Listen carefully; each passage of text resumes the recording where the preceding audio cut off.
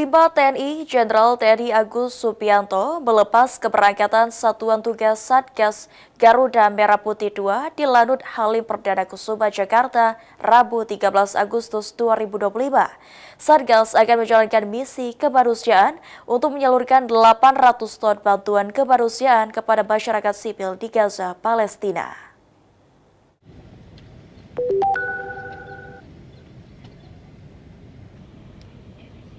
Panglima Tentara Nasional Indonesia Jenderal TNI Agus Subianto di Lanut Halim Perdana Kusuma, Jakarta, Rabu 13 Agustus. Secara resmi melepas keberangkatan Satuan Tugas Merah Putih II ke Palestina dalam upaya mendukung penanganan krisis kemanusiaan khususnya di wilayah Gaza.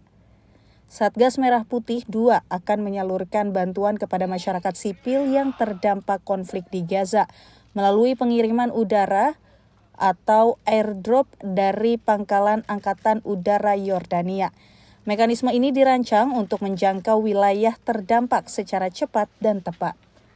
Dalam sambutannya, Jenderal Agus Subianto menyampaikan misi ini merupakan amanah langsung dari Presiden Prabowo Subianto. Satgas Garuda Merah Putih II menggunakan 2 pesawat Hercules C-130J TNI AU dari Skuadron Udara 31 dengan total 66 personil, terdiri dari unsur TNI, kementerian dan lembaga dan media nasional yang akan mendistribusikan total 800 ton bantuan kemanusiaan dari Basnas dan dukungan bahan makanan dari Kemhan Republik Indonesia.